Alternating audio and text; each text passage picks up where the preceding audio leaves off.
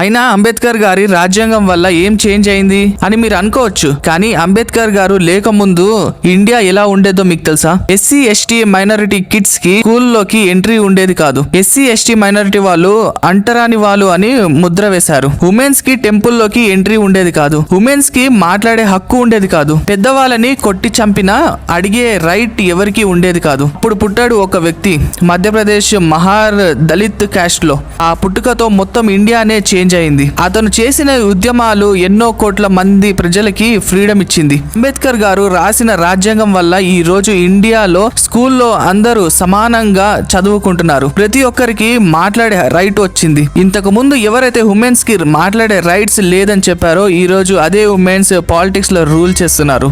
ఏ work లో అయినా 8 hours కంటే ఎక్కువ వర్క్ చేయవద్దు అని చెప్పిన వ్యక్తి. మెన్ తో పాటు ఉమెన్ కి కూడా సేమ్ సాలరీ ఉండాలి అని చెప్పిన వ్యక్తి అంబేద్కర్ గారు. అంబేద్కర్ గారు ఇంకా ఏ క్యాస్ట్ ఆర్ రిలీజన్ గురించి చెప్పలేదు. ఇక్కడ బ్రతికి హక్కు ప్రతి ఒక్కరికి ఉందని చెప్పాడు. ర్యాపో రేట్ అంటే రీపర్చేస్ రేట్. ఇది ఒక టైప్ ఆఫ్ ఇంట్రెస్ట్ రేట్. ఈ ఇంట్రెస్ట్ రేట్స్ బట్టే reserve bank of India RBI commercial banks కి షార్ట్ టర్మ్ లోన్స్ ఇస్తుంది. కమర్షియల్ బ్యాంక్స్ అంటే SBI, bank of Baroda, PNB, BOI, union bank etcetera. So ఈ commercial banks కి ఎప్పుడైనా మనీ కావాలి అంటే ఆర్ వాళ్ళకి మనీ షార్టేజ్ ఉంటే వాళ్ళు మనీని రీపర్చేస్ అగ్రిమెంట్స్ ద్వారా ఆర్బీఐ దగ్గర నుంచి బారో చేసుకుంటారు. ఎలా అంటే బ్యాంక్స్ వాళ్ళు వాళ్ళ గవర్నమెంట్ సెక్యూరిటీస్ ని ఆర్బీఐ కి అమ్ముతారు. అమ్మి ఆర్బీఐ దగ్గర మనీ తీసుకుంటారు. ఈ రీపర్చేస్ అగ్రిమెంట్ లో ఏముంటుందంటే మేము మీ దగ్గర తీసుకున్న మనీ మళ్ళీ మీకు రీపే చేసేసి మా సెక్యూరిటీస్ ని మేము తిరిగి తీసుకుంటాము అని ఉంటుంది. అలా ఆర్బీఐ ఆ బ్యాంక్స్ కి మనీ ఇచ్చేందుకు కలెక్ట్ చేసే ఇంట్రెస్ట్ రేటే ర్యాపో రేట్ అంటారు. ర్యాపో రేట్ ఎక్కువ ఉంటే బ్యాంక్స్ కి లోన్ కాస్ట్లీ అవుతుంది.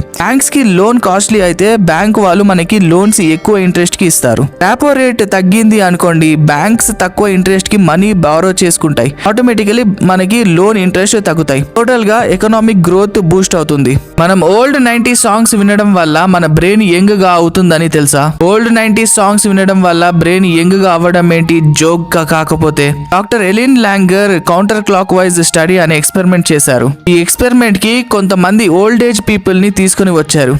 ఈ ఓల్డ్ ఏజ్ పీపుల్ కి 1 week ఓల్డ్ 90s సాంగ్స్ వినిపించారు. 1 week తర్వాత వాళ్ళు అనేది ఏంటంటే యంగ్ అంటే సెల్స్ అనేవి ఎక్కువ యాక్టివేట్ అయ్యాయని. దీనికి రీజన్ బ్రెయిన్ లో డోపమైన్ లెవెల్స్ ఇంక్రీజ్ అవ్వడం. డోపమైన్ లెవెల్స్ ఇంక్రీజ్ అవ్వాలంటే బ్రెయిన్ పీస్ఫుల్ గా ఉంటేనే పాసిబుల్ అవుతుంది. 90s మ్యూజిక్ లో ట్యూన్స్, లిరిక్స్, సౌండ్స్ చాలా పీస్ఫుల్ గా ఉంటాయి. చాలా మంది ఈ డోపమైన్ లెవెల్స్ ని ఇంక్రీజ్ చేసుకోవడానికి మెడిసిన్స్ ని యూజ్ చేస్తారు. కానీ మ్యూజిక్ అనేది బ్రెయిన్ కి best therapy. IPL prize money 20 crores.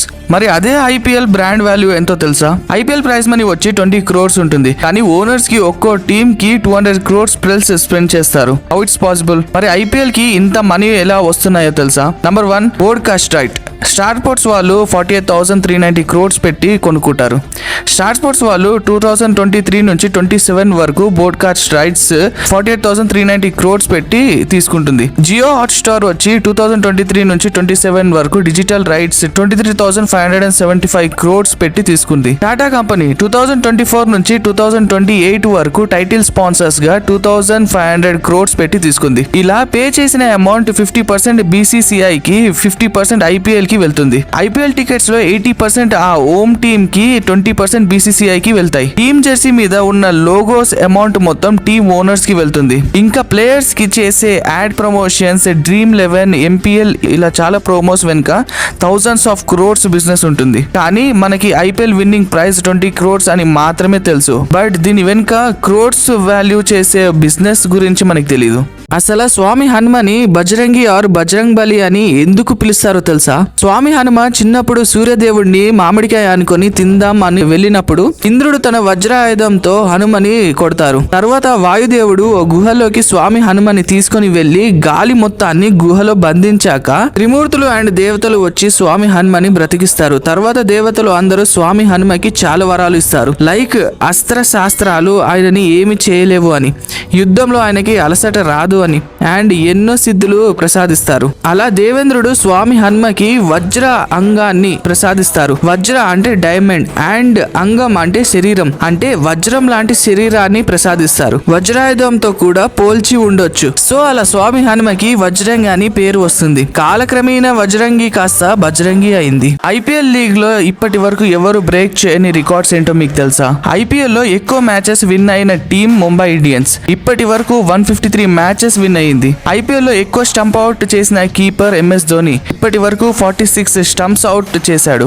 IPL లో హైయెస్ట్ ఇండివిజువల్ స్కోర్ చేసిన బ్యాట్స్మెన్ క్రిస్ గేల్ 175 66 బాల్స్ లో స్కోర్ చేశాడు. ఐపీఎల్ లో ఒక్క సీజన్ లో హైయెస్ట్ రన్స్ స్కోర్ చేసింది విరాట్ కోహ్లీ. 14 మ్యాచెస్ కి 973 రన్స్ స్కోర్ చేశాడు. పుష్ప మూవీలో ఉన్నట్లు కాకుండా మనం మన ఫామ్ లో శాండిల్వుడ్ ని ఇల్లీగల్ గా పెంచుకోవచ్చు అని మీకు తెలుసా? పుష్ప మూవీలో ఈ శాండిల్వుడ్ కోసం పెద్ద ఫైట్స్ జరుగుతాయి. బట్ రియల్ లైఫ్ లో అలా ఉండదు. ఒక శాండిల్వుడ్ మొక్క 200 నుంచి 300 రూపాయలు ఉంటుంది. 1 ఎకర్ లో 500 to 600 ట్రీస్ ని పెంచుకోవచ్చు. ఈ శాండిల్వుడ్ ట్రీ కంప్లీట్ గా పెరగడానికి 10 years పడుతుంది. 10 years తర్వాత ఈ Sandalwood cost 10 crores to 12 crores ఉంటుంది. 10 years తర్వాత ఈ శాండిల్వుడ్ ని ట్రాన్స్పోర్ట్ చేయడానికి ఆ స్టేట్ ఫారెస్ట్ డిపార్ట్మెంట్ పర్మిషన్ తీసుకొని ట్రాన్స్పోర్ట్ చేసుకోవచ్చు. ఈ శాండిల్వుడ్ ట్రీ ఎక్కువగా శేషాచలం ఫారెస్ట్ లోనే పెరుగుతుంది because of soil. Puri Jagannath ఆలయం మీద ఉన్న ఫ్లాగ్ ని ఒక ఈగిల్ వచ్చి తీసుకొని వెళ్ళింది. నార్మల్ గా తీసుకొని వెళ్ళిందేమో, ఇందులో ఏముందని మీరు అనుకోవచ్చు. ఆ ఈగిల్ తీసుకెళ్లింది నార్మల్ ఫ్లాగ్ కాదు, పతిత పావన బాణ. పతిత పావన బాణ అంటే పూరి జగన్నాథ్ ఆలయం మీద ఉండే మెయిన్ ఫ్లాగ్ అని అర్థం. భక్తులు ఈ ఫ్లాగ్ ని చూసిన తర్వాతే జగన్నాథ దర్శనం చేసుకుంటారు. అయితే ఇప్పుడు ఆ ఈగిల్ ఆ పతిత పావన బాణని తీసుకొని వెళ్లి ఒక్కసారిగా ఆకాశంలో ఒక్కసారిగా మాయమైపోయింది. శ్రీ మహావిష్ణు అవతారంలో ఉన్న శ్రీకృష్ణుడు హార్ట్ ఇంకా ఆ పూరి జగన్నాథ్ టెంపుల్ లోనే ఉంది. అయితే ఇన్ని ఇయర్స్ లో ఇలా ఈగిల్ ఫ్లాగ్ ని తీసుకెళ్లడం ఎప్పుడు జరగలేదు. Is it a sign or coincidence అని ఎవరికీ తెలియదు. తెలిస్తే కామెంట్ చేయండి. శ్రీకృష్ణుడు 16,000 మంది గోపికల్ని మ్యారేజ్ చేసుకుంటే మీరు దేవుడని ఎలా అంటున్నారు? తప్పు భయ్యా. వాస్తవం తెలియకుండా ఎవరు మాట్లాడకూడదు. 16,000 మంది గోపికల్ని మ్యారేజ్ చేసుకున్నాడు అంటే దాని అర్థం 16,000 మంది గోపికలతో కాపురం చేస్తాడని కాదు. ఆ 16,000 మంది గోపికలకి జీవితాన్ని ఇచ్చాడని అర్థం. లాస్ట్ లోకి వెళ్తే నరకాసుర అనే రాక్షసుడు అన్ని రాజ్యాల మీద పడి యుద్ధం చేసేవాడు. ఆ యుద్ధం చేసి ఆ రాజ్యంలో మ్యారేజ్ అవ్వని గర్ల్స్ ని తీసుకుని వచ్చేవాడు. ఆ నరకాసురుడు 16,000 మంది గోపికల్ని బంధించి వాడుకునేవాడు. ఈ విషయం తెలుసుకున్న శ్రీకృష్ణుడు వెంటనే తన వైఫ్ సత్యభామతో నరకాసురుడు మీదికి యుద్ధం చేయడానికి వెళ్తారు. అలా నరకాసురుడిని చంపేసి ఆ 16,000 మంది గోపికల్ని విముక్తి ఇచ్చాడు కృష్ణుడు. కానీ ఆ 16,000 మంది గోపికలు ఈ నరకాసురుడు మా శీలాన్ని దోచుకున్నాడు, ఇప్పుడు మమ్మల్ని ఎవరు మ్యారేజ్ చేసుకుంటారు అని కృష్ణుడిని ఆ 16,000 మంది అడిగారు. అప్పుడు శ్రీకృష్ణుడు 16,000 అవతారాలుగా మారతాడు. అలా మారి ఆ 16,000 మంది గోపికల్ని మ్యారేజ్ చేసుకొని ఇంకా ఈ సమాజంలో మీరు శ్రీకృష్ణుడు భార్యలుగా జీవించండి అని చెప్తాడు శ్రీకృష్ణుడు. 16,000 మందిని మ్యారేజ్ చేసుకున్నాడు అంటే వాళ్ళతో కాపురం చేశాడని కాదు, ఆ 16,000 మందికి జీవితాన్ని ఇచ్చాడని అర్థం. తెలుసుకోండి ముందు. అసలు నిజంగానే దయాలు మర్రి చెట్టు మీద ఉంటాయా? నైట్ టైం మర్రి చెట్టు దగ్గరికి వెళ్తే ఏమవుతుంది? ప్రతి చెట్టు ఎనర్జీని జనరేట్ చేసుకోవడానికి sunlight, water and CO2 use చేసుకుంటాయి. ఇవి రిలీజ్ చేసే బై ప్రొడక్టే ఆక్సిజన్. దాన్నే మనం ఫోటోసింథసిస్ అని అంటారు. మర్రి చెట్టు కూడా సేమ్ ప్రాసెస్ లోనే ఆక్సిజన్ ని రిలీజ్ చేస్తుంది మార్నింగ్ టైమ్స్ లో. కాకపోతే మర్రి చెట్టు నైట్ టైమ్స్ ఎక్కువగా CO2ను రిలీజ్ చేస్తుంది. అందులోనూ అది పెద్ద సైజ్ లో ఉంటుంది. సో నైట్ టైమ్స్ ఆ చెట్టు కింద పడుకుంటే మనకి ఊపిరి ఆడదు, ఎవరో మన ఛాతి మీద కూర్చున్నట్టు ఉంటుంది. అలాగే చనిపోయే ఛాన్సెస్ కూడా ఉన్నాయి. ఈ విషయాన్ని అప్పటి జనాలకి చెప్తే అర్థం చేసుకుంటారో లేదో అని కొంతమంది ఊరు పెద్దలు ఒక పుకారు సృష్టించారు. అదే మర్రి చెట్ల మీద దయాలు ఉంటాయని. అండ్ కొంతమంది చెట్టు కింద పడుకొని ఊపిరి ఆడగా చనిపోవడం వల్ల నిజంగానే దయ్యం చంపిందని అనుకున్నారు. అప్పటి జనాలు ఈ పుకార్ని పూర్తిగా నమ్మి ఈ విషయాన్ని గట్టిగా స్ప్రెడ్ చేశారు. మహారాష్ట్ర సైడ్ లో ఈ మర్రి చెట్టు మీద దయాలు గురించి ఓ పెద్ద కథే ఉంది. దాని గురించి మళ్ళీ ఎప్పుడైనా చెప్పుకుందాం.